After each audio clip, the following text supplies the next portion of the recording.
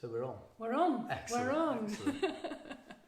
Good morning, folks. It's nice to be back here to do another live stream on the subject of learning love and maybe some other subjects around that. Welcome. Nice to have you here, whoever's joining us. And good to be back here with you, Sally. Yeah, great to be back, Adrian. It's been a while, hasn't it? It has, yeah. Back in the hot seat. Yes. So I'm told that the technology takes a few seconds, a little while to connect and for Facebook to catch up. So I thought we could just start with a couple of conscious breaths, just to bring us into the moment and to let the worries, anxieties, plans for yesterday and tomorrow seep away. So you just want to make yourselves comfortable and take a deep breath, really feeling everything in your body. So notice the breath coming in, notice your chest rising, expanding. And then as you let the air out, feel the temperature of the air as it passes your top lip, coming from your nostrils. Feel the movement in the body. And as you breathe in again, just see how does your body feel as you take a couple of moments to come inside.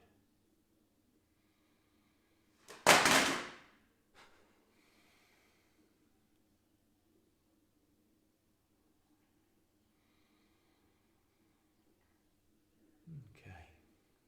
And hopefully Facebook now will have caught up with us. Yay. Good morning, Margaret. Thank you for joining us. Morning, Margaret.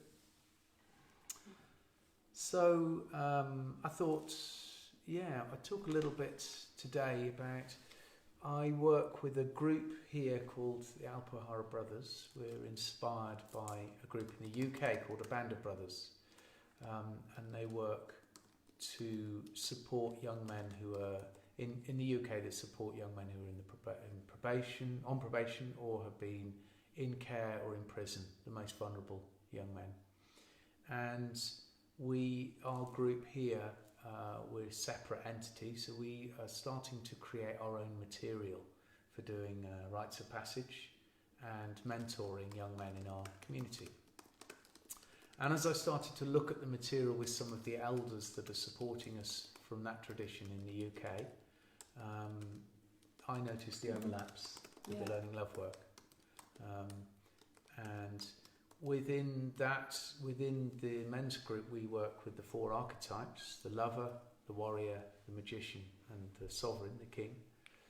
And so I'm starting to see overlaps with the use of archetypes is handy, because archetypes describe and help us have an understanding for deep unconscious energies that are universal within the human species. So how would you describe an archetype for somebody who's never heard of that term before? Okay, so an archetype used in this sense is an archetypal energy, and it's a part of you and I. So say if we took the warrior archetype, the way we use him, he sits in the south. We use 4 archetypes and they have a direction: north, south, east, west. He has a gateway emotion. In case of the warrior, the gateway emotion is anger. And we need that energy in our lives the warrior is sent out to do a quest, to get something built, to get a dream of a company up and running, to set boundaries. It's the energy, it's our life force. Yeah. So whilst anger is often seen in a negative spin, especially in modern lifestyle, the truth is we need a healthy connection to our anger. We need that energy to make things happen. So the warrior is part of my makeup, and it's the part of the makeup of all of us, of women and men. We have that energy potentially inside us somewhere. Then the magician, he works with grief. He comes through grief. Okay. Sorry, he doesn't. He comes through fear. Okay. And through fear, we have the need to assess the situation, to get the facts of the matter, to look around us and see and make plans. How do we move forward safely? Okay. The lover comes through grief, and that's our need to connect. And the sovereign, the king or the queen in us, is the warm, overseeing character, the one that can listen to all the members of the community, but have an oversight, a healthy oversight, and has a need or a wish to be healing and generous to the community, and very much to hold order and keep chaos at bay. So it's a little outline. There are actually thousands of archetypes. Okay. We're working with 4 at the moment, but some of our, so when we work together, we use those 4 archetypes as a way of checking in. Well, how am I out of balance? Each of the archetypes has shadow sides, too much energy in that area or too little. So too much anger or too much grief or too much... So with anger, with the warrior, if there's too much anger in us, we become a punisher. And if there's too little, we become a walkover. People just push over. We don't know how to set boundaries. We don't know how to say, that's enough, thank you, no more. And too much, and we've all seen too much. So with the lover, for instance, the too much energy in the lover brings addiction. That like, I can't get enough. More drugs, more sex, more relationships, more contact, more input. We're desperately trying to fill a void that's not there. And too little energy in the lover, we become robotic. So in our supposedly intimate relationships, we become very stiff, and there's a lack of connection. There's a lack of opening, lack of vulnerability. So that gives you a kind of an idea energetically what these archetypes are a framework for us to see. Generally, we don't see when we're in the healthy part of an archetype. It just runs. It's good. But we can see when we're out of balance because the shadows come into play. So with the magician, an over energy in the magician makes us manipulative.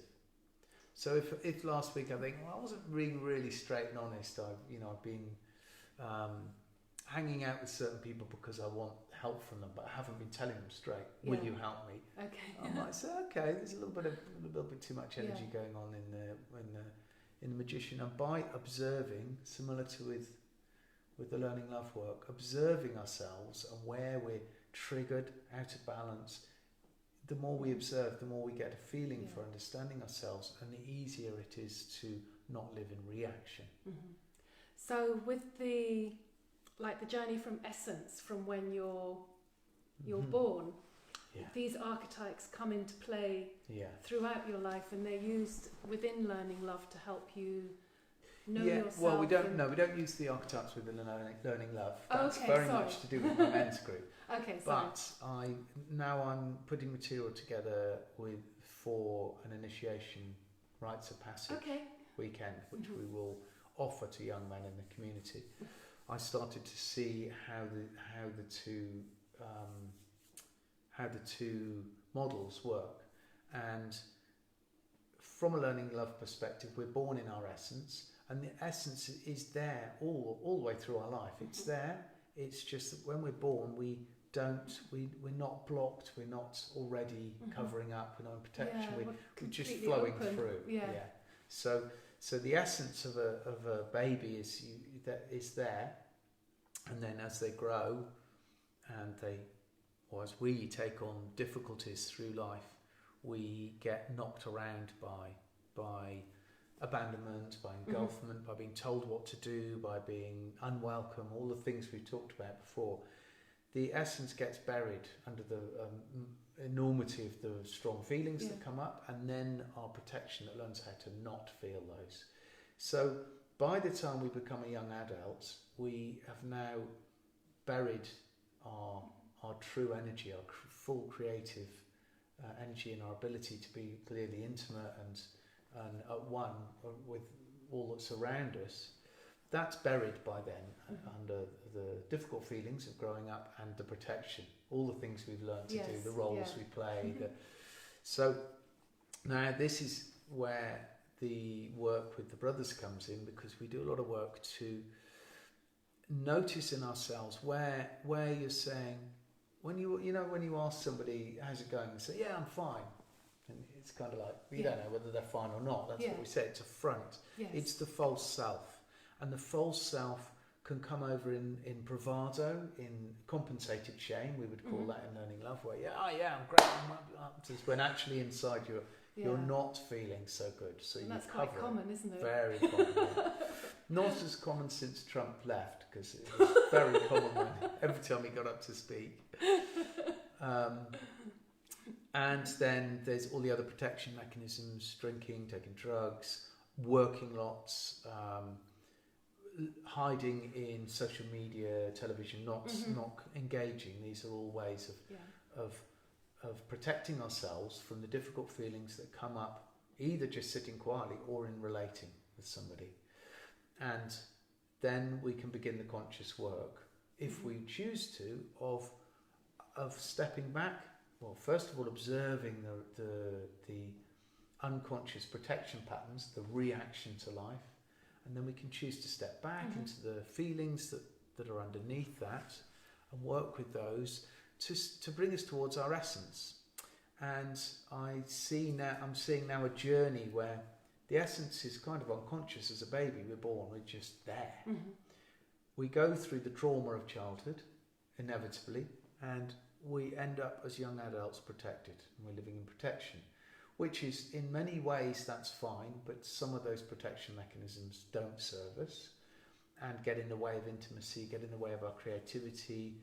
Also, the unexamined backlog of feelings that we didn't feel as a child, they take up an awful lot of energy to hold in place.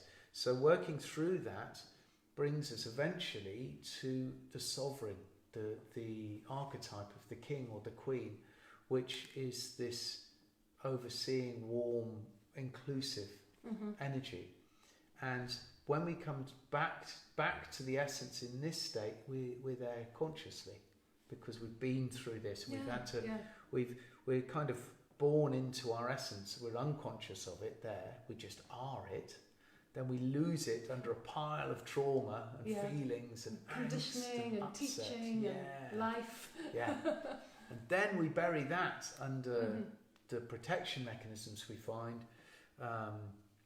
Withdrawal, continually moving to another city when it gets awkward, changing relationships, drinking, whatever we do to not feel, bury it under that. So the work with the Learning Love Institute and also with the brothers, it's about offering support for young adults to start that journey, and we can support them in starting to observe where their protection is.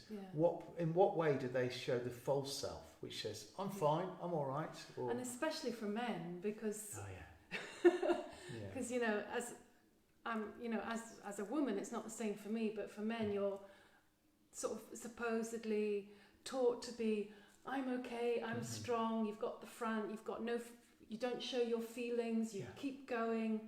So I'm guessing like a lot of men are pretty cut off or very shut well down. protected. Very well protected, that's the word, yes. And it's easy to arrive as a young adult feeling that our grief is not welcome, our fear is not welcome, our anger is not welcome. And if I am holding all of those in place so as not to upset the community around me, then my joy might as well not be welcome either, because you can't hold three down and not the rest. Yes. Not all of it. Sorry, I'm just trying to share the live stream. Okay. Is it working? It is working, yes. I'm just going to share it onto a couple of pages and into the Learning Love Institute group as well. I forgot to do that earlier on, so go for it.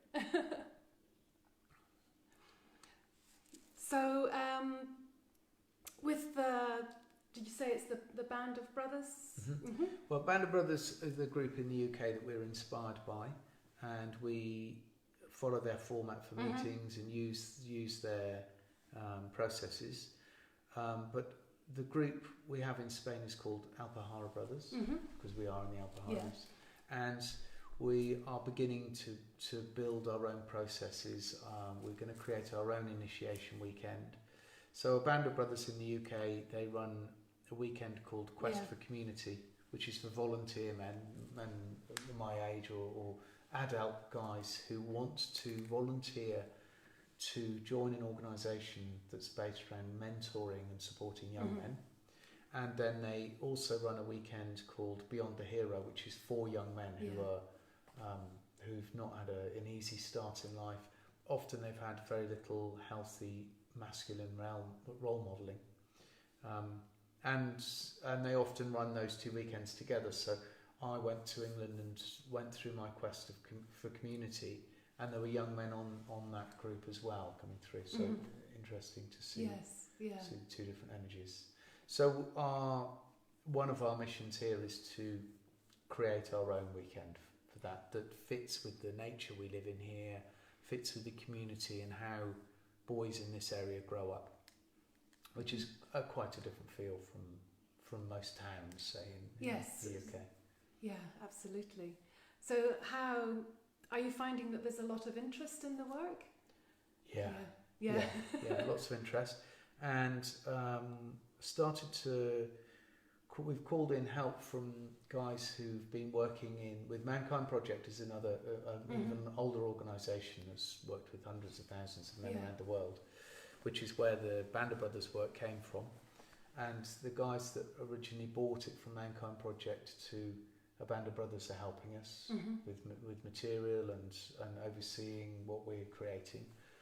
And Richard Olivier is one of these guys helping us because he's got a place in Spain nearby. Fantastic. And he just wrote the other day, his son runs an a setup that's based around permaculture, works with the Spanish, now I forget this word right, diaspora, the African diaspora in Spain. So young people of African origins are working at this permaculture place, and one of them who is interested in coming to meet us, he did his month-long initiation practice in the Gambia when he was young. Okay.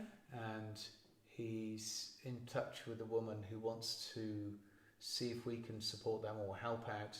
They want to bring rites of passage to the African communities in Spain, and obviously they've got a wealth of knowledge and much more connection to the rites of passage they would have had in their communities than we have, and we're trying to create it for ourselves. So I think some interesting conversations will come there. Oh, definitely. And it really interests me because I really believe that was my birthright. I didn't get it, and I want to put that back in place. I want it to be available for any young person, girls or boys, to choose to be taken by conscious elders and supported in that very important shift where we need to learn to take responsibility. And is there sort of like a certain age for that, or is it? Well, no, I made the mistake terribly years ago where I'd read lots about rites of passage and in villages in Africa or in villages in North and South America, traditionally the boys would have been 14, 15, some of them would be ready. And I took my boy Leon to Africa when he was 14 to do a long trip across deserts through nearly all in nature, around Zambia, Botswana and Namibia. And I kind of had in my mind to take him out and to talk about this subject, to maybe see if he wanted to step up and take more responsibility for the camp and whatever. And I was so far off. So far off, because of course he'd grown up in Spain and and in Europe, and he wasn't. I said to him, "You're not ready for this, to step up, are you?" And he said, "No, not at all, Dad." So we just made it a holiday.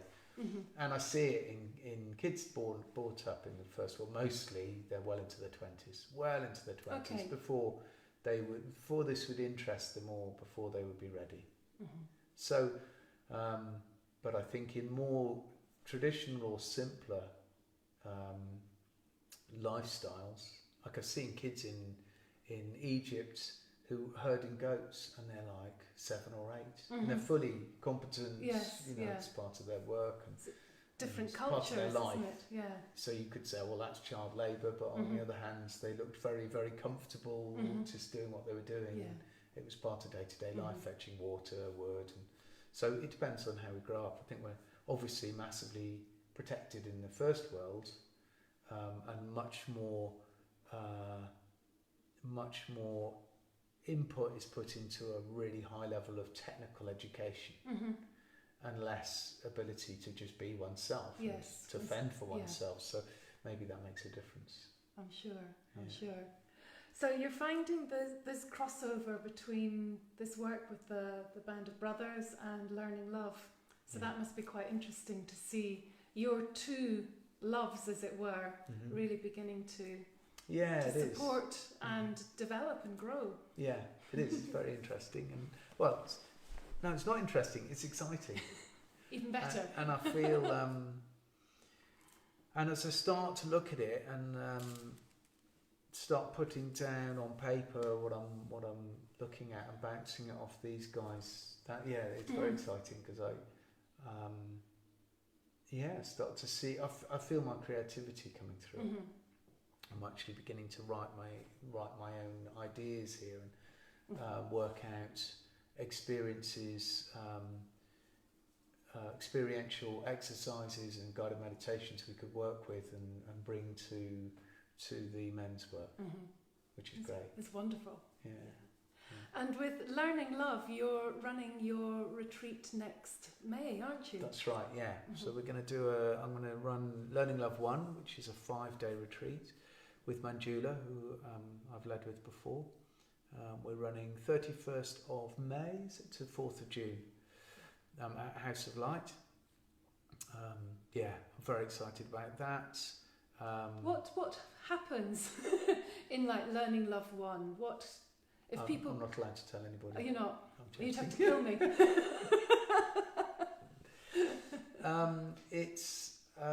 It's a look at the basics of the model, the Learning Love model. A lot of what we've talked about here, that we all carry trauma from our childhoods, and how that works and how we build protection around that. And then we'll work with people to start to recognise what their personal protection strategies are. And then we'll invite them with support to step out of the protection and see what the feelings are beneath the protection, what motivates them to go into their protection mechanisms. What are the feelings like? And sometimes we can look at where those come from if that pops up. I would say, compared to some of the other retreats, it's very much the beginnings of witnessing and understanding your relationship to yourself. Okay.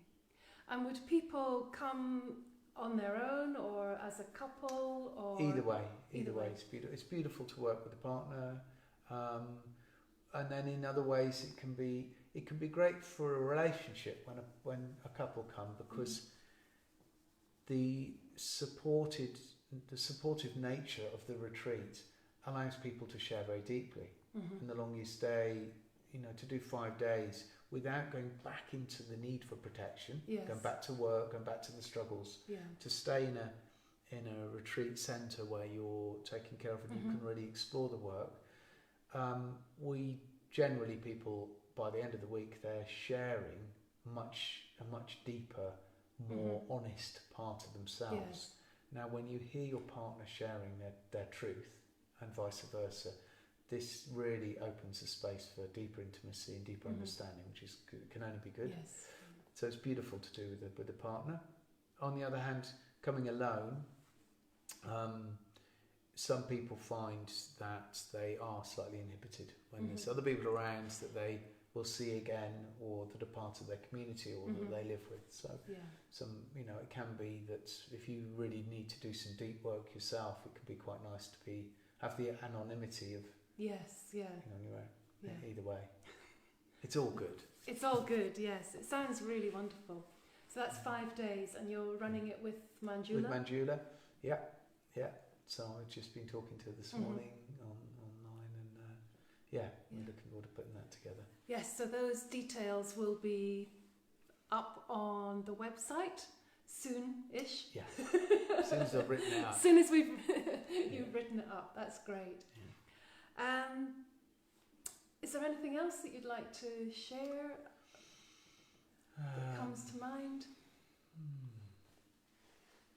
I think I've been to Italy since we last spoke online, haven't we? I think, yes, twice actually. Yeah, I'd been once when we last spoke. And then I went back to do the Learning Love Skills training, which is for those of us that teach this model and work with people and are interested in deepening into it and learning more and more from Christian Amana. It was in a different retreat centre in North Italy, the Mandali project, which is a beautiful place. And that was great. I really enjoyed that. There's a real power to being surrounded by people that live and breathe this work. Yes, yeah. And that brought me back, inspired to bring more work. And you did an interview with Krishnamana, didn't you? Yeah, I did that the first time round when I was at Mayasto. So we put that out. I think that's on our YouTube channel, isn't it? It is indeed. Great. It is indeed. Right. Yeah, it's really fascinating to hear them talk, because they're so open and grounded, but yet so present. Yeah. Fully present. That's what I noticed just from watching the interview. I mean, it's just a treat when I get to spend time around them. The energy is wonderful. Yeah. Okay. I think that'll do us for today. That'll do us for today. I forgot to ask if anyone's got any questions. If anybody's got something they want to look at, please do write in. Yeah, you can post in the comments, and we'll catch up with you if you haven't watched or made it live. Just going to say hello to Nina, who's watching. Thank you for joining, Nina. And thank you very much, Adrian, for sharing more about Learning Love and the Band of Brothers. Supporting me to get out here. We're back in the flow after the summer. Yeah. So we'll see you in a couple of weeks. Yeah. Thanks for joining us, everyone. Thank you. Cheers. Goodbye.